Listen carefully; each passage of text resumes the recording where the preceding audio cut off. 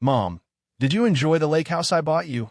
My son asked at Thanksgiving dinner, smiling as he carved the turkey like he'd just given me the greatest gift in the world. I stared at him across the dining table, my fork frozen halfway to my mouth. For a moment, I honestly thought I had misheard him.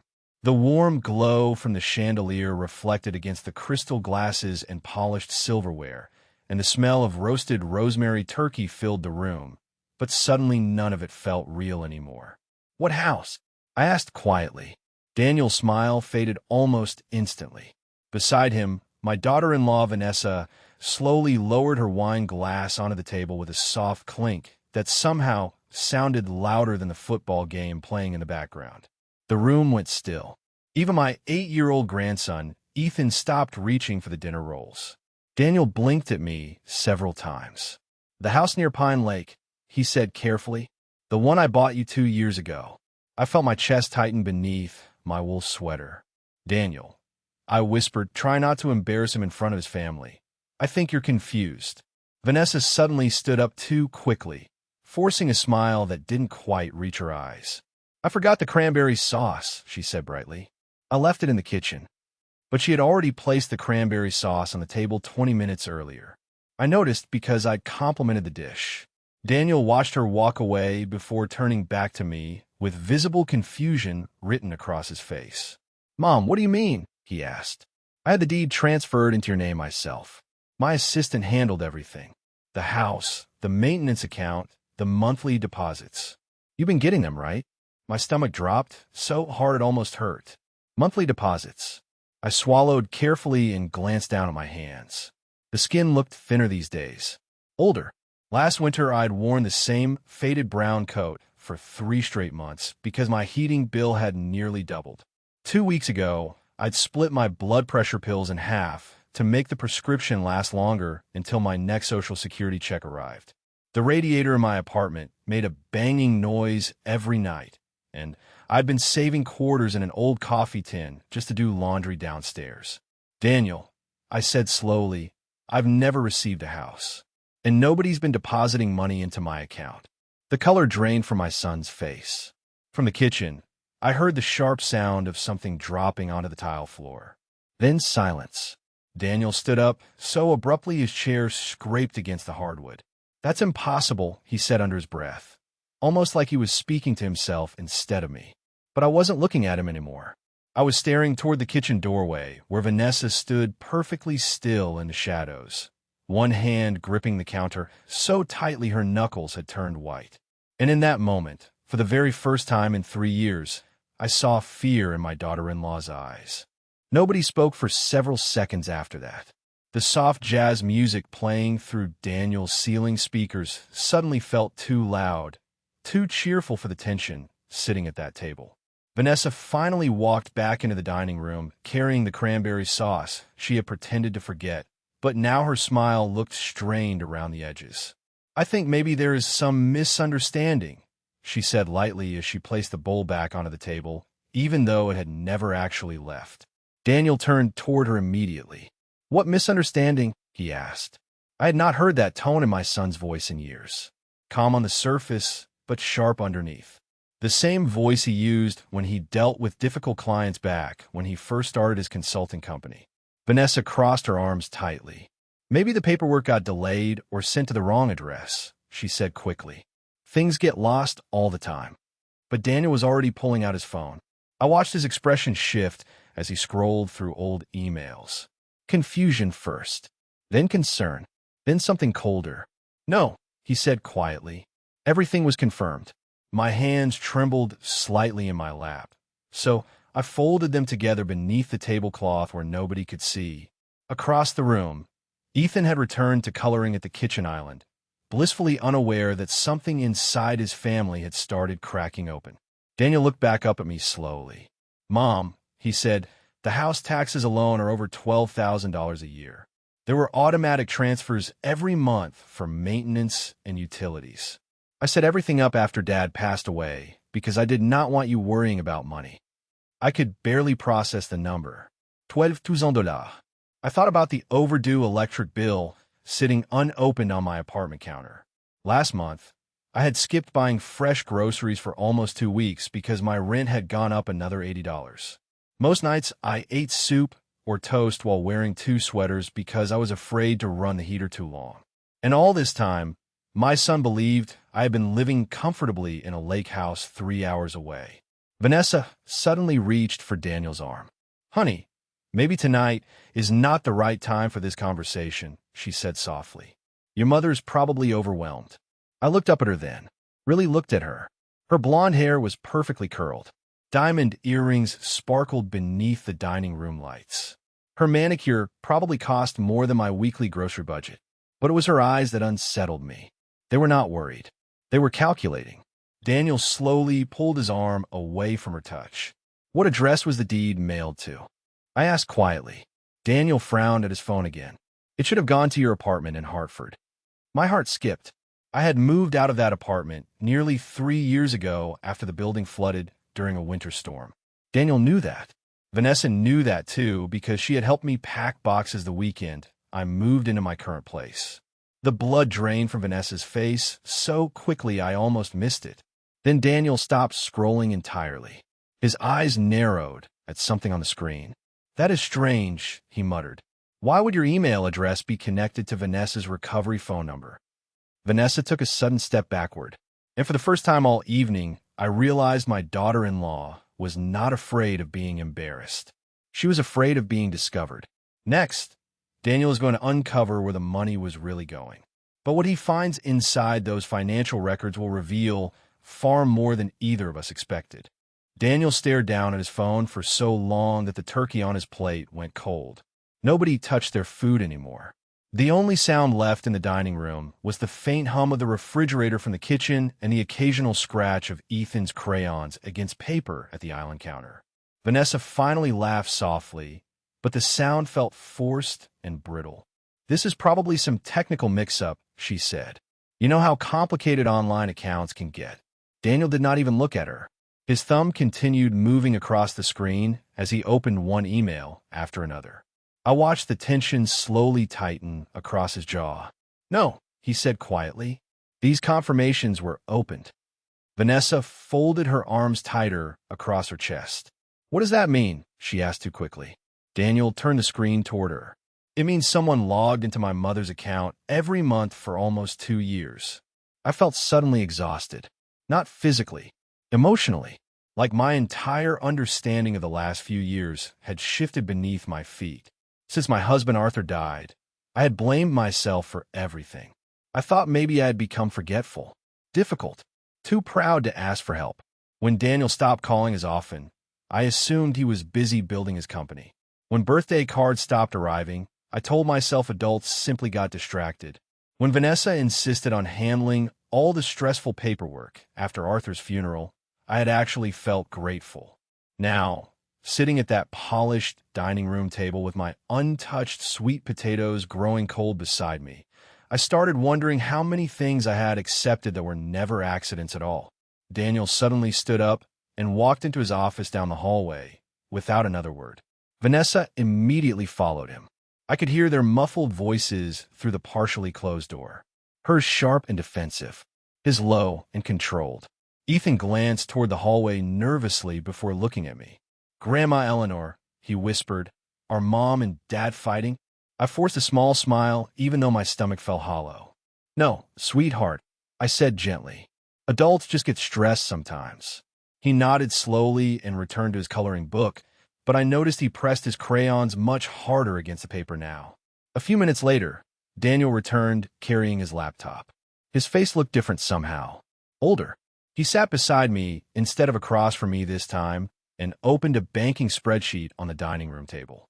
"Mom," he said carefully, "I need you to tell me something honestly." I nodded. "Have you ever received any checks from a property management company called North Valley Holdings?" "No," I answered immediately. Daniel swallowed hard. "Because according to these records, they have been sending someone $1,500 every month since the house was purchased." My heart started pounding again. $1,500 a month. Enough to cover my rent, my medication, my groceries. Enough to let me sleep through winter nights without worrying about utility bills. Vanessa stepped back into the room then, but she froze the moment she saw the spreadsheet on Daniel's screen. Her face lost all color. Daniel slowly turned the laptop toward her. "Why?" he asked quietly. "Is the deposit account connected to your personal bank number?"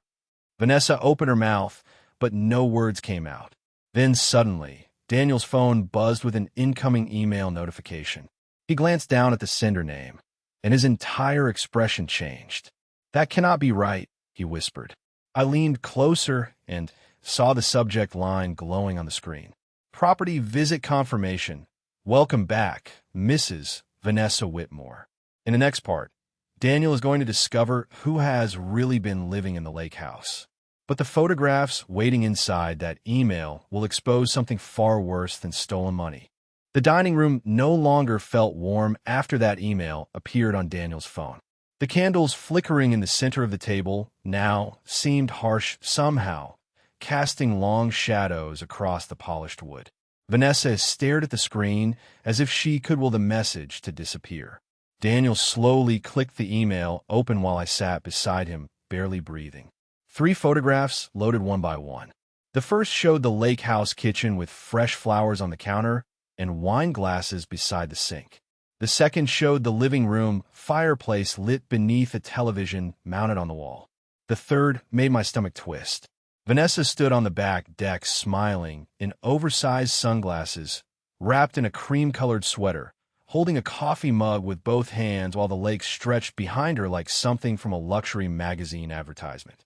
The date in the corner of the photograph was from last February. During the exact same week, I had been sitting alone in my apartment wearing gloves indoors because my heater stopped working for 3 days. Nobody spoke. Daniel stared at the photo so long that the screen eventually dimmed. "You told me you hated that property," he said quietly to Vanessa. "You said Mom thought it was too isolated." Vanessa swallowed hard before forcing out a nervous laugh. "I visited it once or twice because someone had to check on it," she said. "You travel all the time, Daniel." I was trying to help. Daniel did not answer immediately. Instead, he enlarged the photo slowly. My eyes moved to the corner of the image where several framed pictures sat on a bookshelf behind Vanessa. Family photos. One showed Ethan fishing by the lake during summertime. Another showed Daniel standing beside a grill on the back patio. My chest tightened painfully. They had been there together. A family vacation home I never knew existed. Daniel zoomed in farther. "This was not 1 or 2 visits," he said flatly. "That picture frame came from our bedroom." Vanessa crossed her arms defensively. I did not want the place sitting empty. Her voice sharpened now, losing the polished sweetness she usually carried around me. "Honestly, Eleanor would never even drive that far. She hates being near water." I blinked at her in disbelief. Arthur and I spent almost every anniversary of our marriage renting cabins near lakes across New England. Daniel knew that. As a little boy, he used to fish beside his father for hours while I packed picnic lunches in folding coolers. Vanessa knew it too because I had told those stories at family dinners for years. Daniel rubbed one hand across his face slowly, like he was trying to wake himself from a nightmare. "So, while my mother struggled to pay rent," he said quietly, "you were spending weekends at the property I bought for her?" Vanessa's expression hardened instantly. "Do not act like this is entirely my fault," she snapped. "You never checked anything yourself." The words hung in the room like smoke. Daniel looked genuinely stunned by them. Then his laptop chimed softly beside us. Another email notification. This one from a property management employee named Olivia Grant. Attached were 12 months of maintenance invoices, visitor logs, and gate security records. Daniel opened the first document, and I watched his face drain of color all over again. According to the gate logs, Vanessa had not been visiting the lake house alone. One name appeared beside hers almost every single month. Daniel whispered it before I could even focus my eyes clearly enough to read it myself. Michael Turner? The room went completely silent. Because Michael Turner was not a contractor. He was Vanessa's former boyfriend from before she married my son. In the next part, Daniel is going to discover what really happened inside that lake house during all those missing weekends. But the security footage from Pine Lake is about to expose a betrayal far deeper than stolen money. Vanessa looked at the laptop screen like she wanted to slam it shut, but Daniel pulled it slightly closer to himself before she could move. I sat very still beside him, my hands folded tightly in my lap. Somewhere outside, cold November rain had started tapping softly against the dining room windows, and the sound made the entire house feel strangely closed in. Ethan had fallen asleep on the living room couch under a fleece blanket during all the tension, his cartoon movie still glowing silently across the television screen. Daniel opened the visitor log completely and scrolled through months of entries. Weekend after weekend. Holidays. Long stays during the summer. Each line carried the same names. Vanessa Whitmore. Michael Turner. Sometimes for 3 days at a time. Sometimes longer. Daniel stared at the records with a numb expression I had never seen on his face before. "You told me you were visiting your sister in Boston last spring," he said quietly. Vanessa immediately shook her head. "This is ridiculous," she snapped. "Michael worked with the property company for landscaping and maintenance. That is all." But Daniel enlarged the attached invoices beside the visitor logs. There were no landscaping charges connected to Michael Turner anywhere in the records. No contractor license. No maintenance payments. Just repeated overnight guest authorizations approved under Vanessa's account. I felt a deep ache spreading slowly through my chest, but not because of the lake house anymore. I kept remembering Arthur, the way he used to sit beside me at our tiny kitchen table every Sunday morning reading the newspaper while pancakes cooked on the stove. The way he always checked the locks twice before bed because he worried about me feeling safe. Before he died from heart failure, he squeezed my hand in the hospital and whispered, "Daniel will take care of you." He truly believed that. And maybe Daniel had believed it too. Vanessa suddenly pushed her chair back from the table hard enough to make Ethan stir in the next room. "I'm tired of being treated like a criminal," she said sharply. "I handled everything in this family because nobody else wanted the responsibility." Daniel finally looked directly at her then. "You used my mother's identity," he said quietly. "You redirected her money. You lived in her house. And now I find out your ex-boyfriend was staying there too." Vanessa's eyes flashed angrily. "Do not pretend you were some perfect husband," she shot back. "You were always traveling, always working. I was lonely." The room fell silent again after that. Daniel looked like someone had knocked the air out of him. Not angry, not yelling, just wounded in a quiet, devastating way. Then his phone buzzed once more against the dining room table. Another message from Olivia Grant at the property company. Daniel opened it slowly.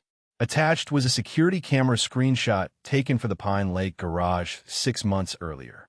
A black SUV sat parked inside beside Vanessa's car. Daniel zoomed in closer at the timestamp. Then his expression changed completely. "That cannot be possible," he whispered. I leaned toward the screen and felt my stomach twist all over again. Because standing beside Michael Turner near the garage entrance was someone both Daniel and I recognized instantly. Daniel's business partner, Stephen Harper, the same man who managed several of Daniel's financial accounts. Vanessa slowly sat back down in her chair, and for the first time that night, she looked genuinely terrified. In the next part, Daniel is going to uncover why Stephen Harper was secretly visiting the lake house with Vanessa and Michael.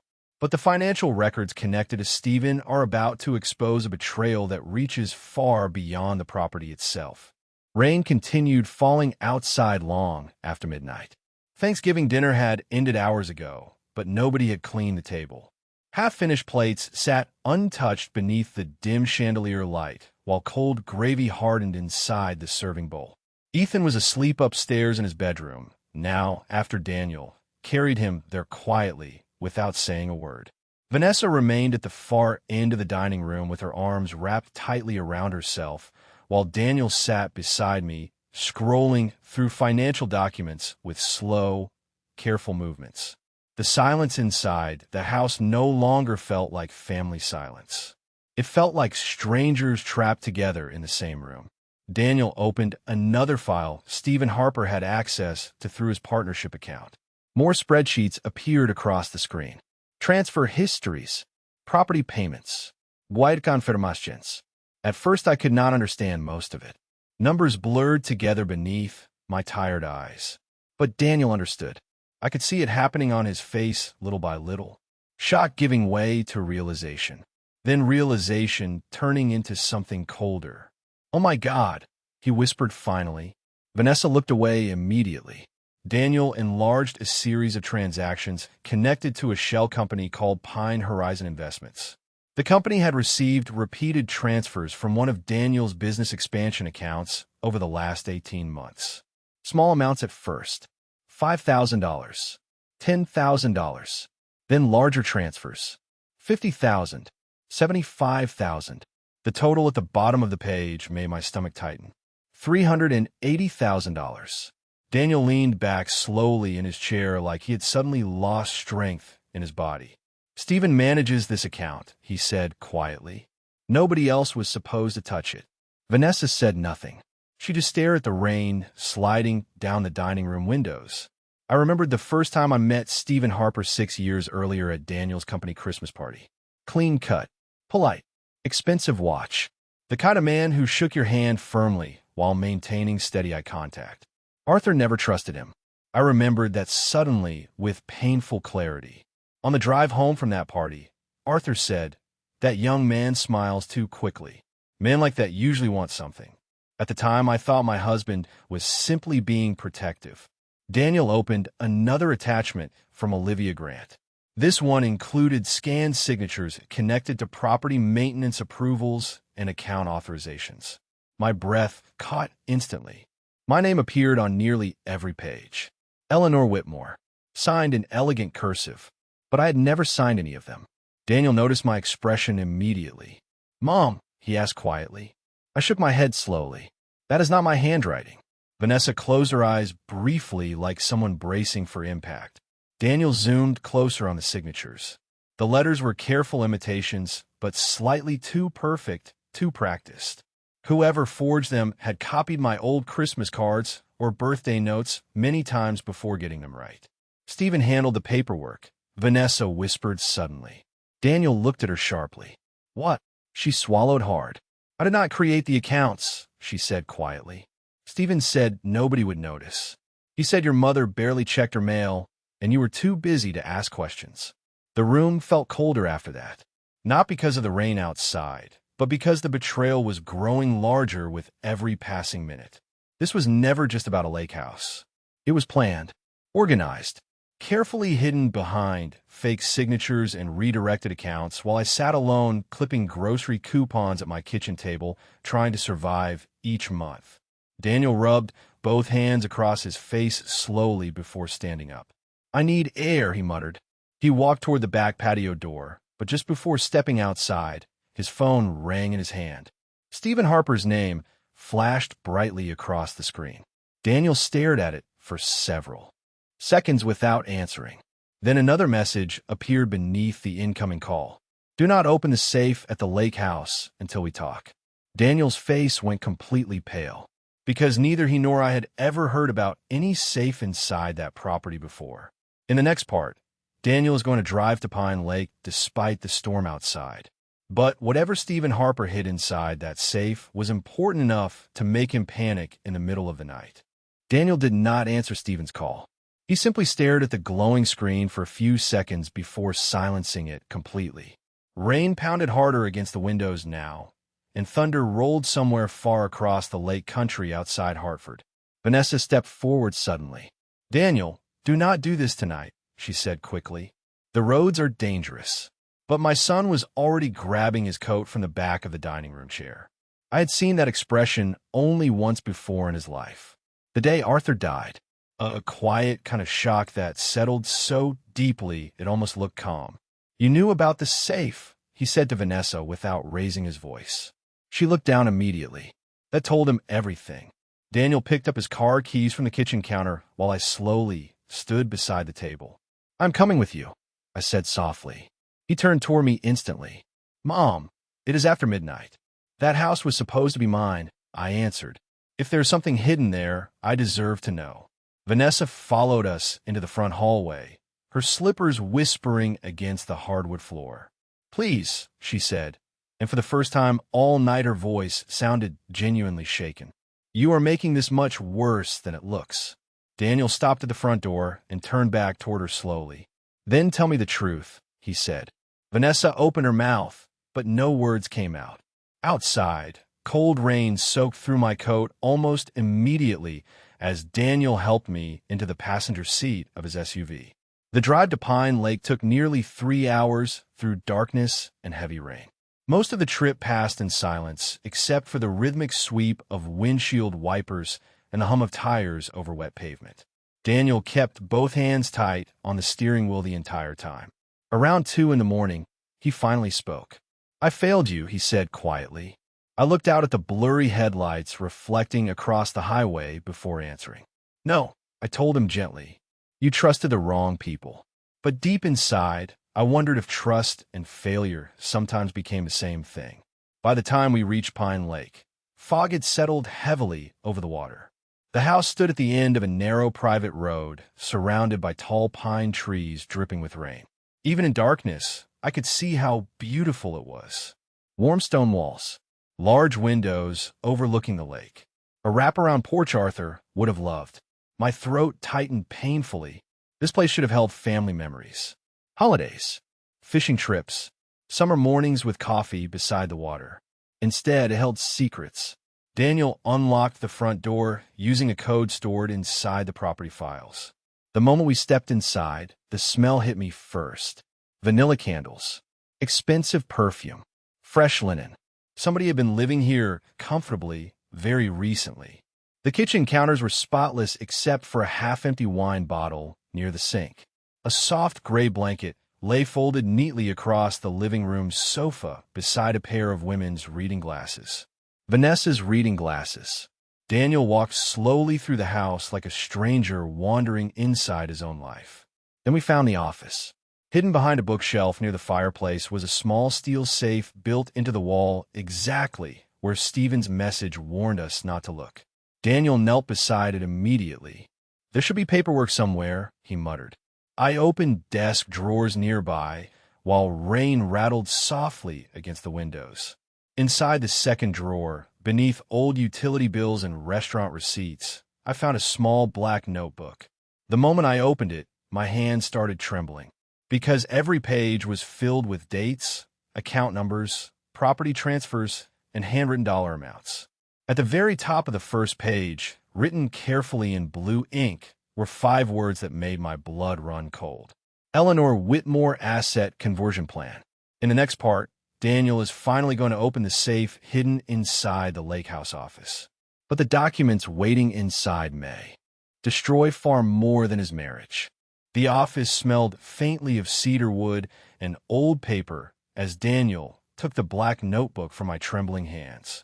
Rain continued sliding down the tall windows behind us while the fireplace crackled softly nearby, throwing pale orange light across the room. It should have felt cozy. Instead, it felt like standing inside somebody else's carefully constructed lie. Daniel flipped through the notebook page by page, his expression growing darker with every line. Dates, transfer amounts, notes written in shorthand. Some entries included my initials beside words like liquidation, reroute, and asset concealment. "This was planned for years," he whispered. I lowered myself slowly into the leather office chair near the desk because my knees no longer felt steady. My husband spent 37 years building stability for our family. He worked double shifts during hard winters, missed vacations, repaired our own roof at 60 years old because he refused to waste money hiring contractors. And now strangers had reduced his life's work into coded notebook entries hidden beside expensive wine bottles in a lake house I never even knew existed. Daniel crouched beside the safe built into the wall and entered several combinations pulled from Stephen Harper's company records. The third code worked. A soft click echoed through the office. Neither of us moved immediately. Then Daniel slowly opened the heavy steel door. Inside sat 3 thick folders, a flash drive, and several sealed envelopes stacked neatly together. The top folder carried my name written in Stephen Harper's handwriting. Daniel opened it first. Property deeds, bank authorizations, insurance forms. Every page carried forged versions of my signature. Some documents even listed me as mentally declining and financially dependent on family support. My breath caught painfully in my throat. They were preparing guardianship papers, Daniel said quietly. I stared at him without understanding at first. Then the meaning settled over me slowly like ice water. If those papers had gone through, I could have legally lost control over every remaining account connected to Arthur's estate. My apartment, my savings, everything. Daniel opened the second folder next. This one contained photographs, dozens of them. Vanessa at the lake house during holidays she claimed to spend elsewhere. Michael Turner carrying luggage through the front entrance. Stephen Harper sitting beside them at the kitchen island with paperwork spread across the counter. But it was the final photograph that made Daniel suddenly go still beside the desk. I leaned closer carefully. The image showed Stephen handing Vanessa a thick envelope while Michael stood beside her smiling. Across the front of the envelope, written clearly in black marker, were the words "Final transfer after Eleanor facility move." I felt the air leave my lungs. Facility move. Nursing home placement. They had not only stolen from me, they had been preparing to remove me entirely from my own life. Daniel lowered the photograph slowly onto the desk like it physically hurt him to touch it. "Mom," he whispered hoarsely, "I swear to you I did not know." I reached for his hand gently. In that moment, my son looked less like the successful businessman everybody admired and more like the frightened little boy who used to crawl into our bed during thunderstorms. Then Daniel picked up the flash drive from inside the safe. A small white label had been attached to it. Private recordings. Do not duplicate. Daniel stared at the label for several seconds before inserting the drive into his laptop. A single video folder appeared on the screen. The first file was dated 7 months earlier. Daniel clicked play. The security footage loaded slowly, showing the lake house kitchen late at night. Vanessa sat at the counter with Stephen Harper while Michael Turner poured drinks nearby. Then Stephen said something that made Daniel's face lose all color. "Once Eleanor signs the final competency review," Stephen said casually, "everything transfers. Cleanly." In the next part, Daniel is going to hear the full conversation recorded inside the lake house that night. But one sentence spoken by Vanessa is about to destroy the last piece of trust left inside our family. The video recording continued playing across Daniel's laptop screen while rain whispered softly against the windows behind us. The footage was grainy and dim, captured by a hidden security camera somewhere near the kitchen ceiling, but the voices were perfectly clear. Stephen Harper leaned casually against the counter, flipping through paperwork, while Vanessa sat beside him, drinking wine from one of the crystal glasses I now realized had probably been purchased using my money.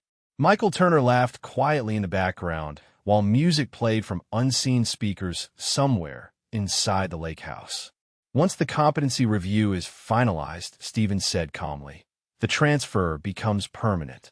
Eleanor will not even understand what she signed." My chest tightened painfully. Daniel sat frozen beside me, staring at the screen without blinking. Then Vanessa laughed softly.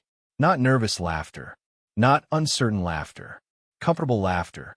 The kind people use when discussing something they no longer feel guilty about. "Honestly," she said, swirling the wine slowly in her glass, "she barely notices anything anymore. Half the time she forgets what day it is." Daniel flinched beside me, like the words physically struck him. I lowered my eyes toward my folded hands because suddenly I could not bear to watch my own son hear those things about me. The recording continued. Stephen asked whether Daniel suspected anything, and Vanessa shook her head confidently. "Daniel trusts people too easily," she said, "especially family." Michael laughed again. "In the old apartment?" he asked. Vanessa shrugged. "She will not stay there forever. Once the nursing facility placement goes through, we can liquidate the rest cleanly." Liquidate. They spoke about my life the same way businessmen discussed unwanted inventory sitting in storage. My apartment, Arthur's belongings, our wedding photographs. 40 years of memories reduced to financial cleanup. Daniel suddenly closed the laptop halfway, breathing unevenly through his nose. The room fell silent except for the storm outside. For several seconds, neither of us spoke. Finally, Daniel whispered something so quietly I almost missed it. I brought Ethan there. I turned toward him carefully. His eyes looked hollow now. Last summer, he said slowly, Vanessa told me the property management company rented the house occasionally to cover taxes. She said we could use it for one weekend before new tenants arrived. He swallowed hard. I thought I was borrowing somebody else's vacation home. The whole time it was supposed to belong to you. I reached for his hand gently again because the guilt on his face felt unbearable to witness. Some betrayals destroy trust. Others destroy a person's understanding of themselves. Daniel suddenly reopened the laptop and continued scrolling through the recordings with colder determination now. There were dozens of files stored on a flash drive. Some lasted only minutes. Others stretched across entire evenings. Dates covering nearly 2 years. Then one recording title caught his attention immediately. Final review dinner. Daniel clicked it open. The video showed the same kitchen, but this time the camera captured Stephen sitting across from an older man wearing glasses and holding legal documents. Dr. Keller, Vanessa said pleasantly in the recording, I appreciate you helping us make sure Eleanor receives proper care. My stomach tightened instantly. Dr. Keller was the physician who performed my annual cognitive evaluations after Arthur died. I remembered every appointment clearly. The memory tests, the simple questions, the kind smile he always gave me before leaving the room. Daniel leaned closer to the screen while the recorded conversation continued. Stephen slid an envelope slowly across the table toward the doctor. Dr. Keller hesitated only briefly before placing it inside his leather briefcase. Daniel's face went completely still after that, because suddenly this was no longer just theft. It was conspiracy, carefully planned and professionally protected. And then the recording captured one final sentence that made my blood run cold all over again. As long as Eleanor signs before Christmas, Stephen said calmly, the family will never know what really happened to Arthur's estate.